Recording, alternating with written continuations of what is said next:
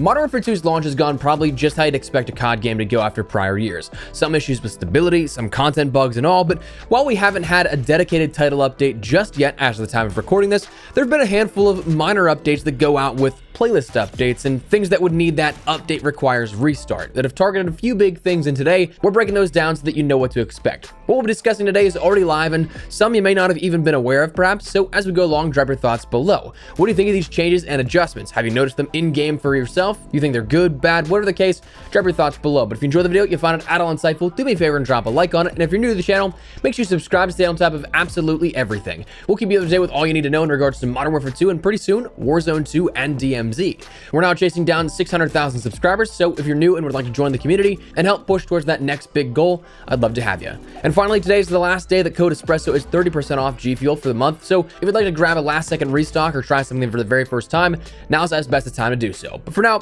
let's talk about these updates and what they changed. So one of the big ones we can start out with here is one that I've seen a ton of comments about, and honestly, it's already kind of a bummer. We already had an update here for this that actually took it offline, that being the weapon tuning feature. For those that may have seen the video here on the channel, you may have actually been able to check it out for yourself before this update. If you max out a weapon, you were supposed to be able to go into the weapon tuning, a system that allows you to fine-tune weapons, and as we discussed in that video detailing the system, it really was fine-tuning. It wasn't something that would make or break an entire weapon system. If you wanted to change attributes, you wanted to say get faster ADS speed over handling or something like that, your best bet would be to change the actual attachment. But if you wanted to go above and beyond, give yourself ever so slightly a little bit more in terms of the attributes and specific properties of an attachment, you could fine-tune those attachments for each weapon. Now, that's something that would just display over top of the attachment selection. You could just go in and tune it, but that actually isn't there. This is actually one of those rare occasions where it was like actually right after it was removed,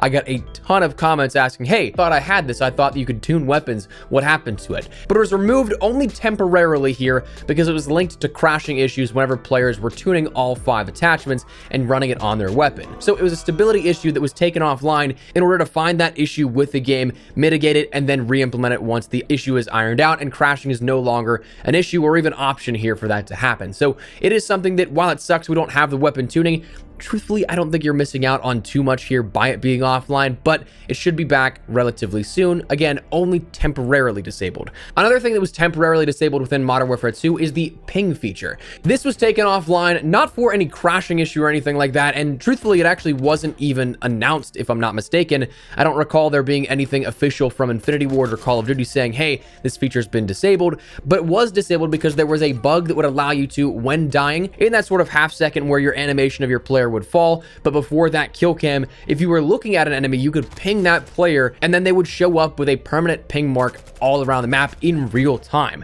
So it was essentially like offering up wall hacks kind of, but not only just for you, but for your entire team to see also. So obviously that's a big issue that causes a massive change in the gameplay flow and shouldn't be a thing. So that was temporarily disabled as well, that feature, so they could fix that out. And again, likely being implemented as soon as it is taken care of.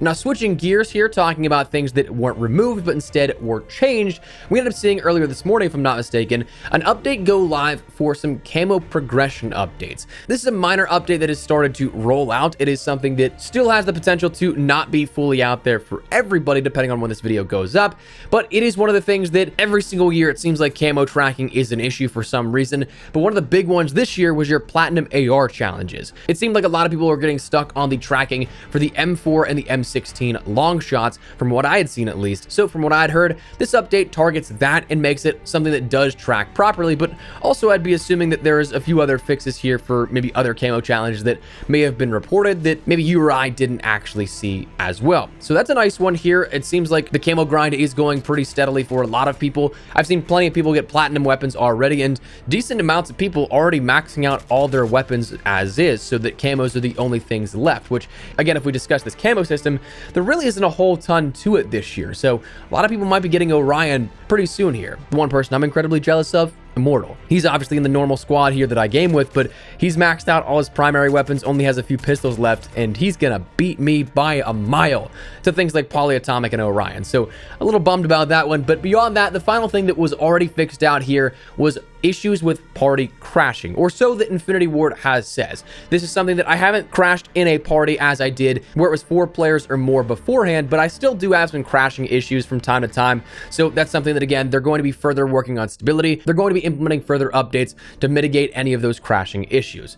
Now, beyond that, again, these are some minor things. Stuff in updates that ended up only requiring that restart of your game application. I still am anticipating a bigger update sometime soon, or rather, I kind of hope so. I mean, for not only just further stability, I wouldn't be surprised if we get some weapon balancing, perhaps. I'm partially expecting them to nerf XP rates, especially with an invasion. I mean, they already did that in the Spec Ops method for launchers. I don't know if that was a day 1 nerf or that's something that happened since then, though, because another one of my friends that I game with all the time, Lazy, he ended up doing one Spec Ops mission where you shoot down like 2 or 3 helicopters, and his Pila ended up going from level 1 to level 5 with no double XP token. So that was something that was insane to consider. Kind of wish that I knew that, so I got to grind that out beforehand, but we tested it last night. That was actually nerfed since then. I'm also anticipating an update to fix the 9 attachment bug here within the gunsmith, where if you equip a blueprint and then add attachments, whereas it displays that you're swapping attachments, it actually keeps all of those pre-made blueprint attachments on if you add all the attachments elsewhere to the categories that aren't a part of that blueprint. Obviously, that's pretty game breaking in that sense, where you're only supposed to have 5 attachments, but if you can get 9, that's a pretty big advantage in how your weapon will perform. And finally, beyond that, I sure hope that we don't have to wait until season 1 to get things like barracks, combat records, and leaderboards like we talked about.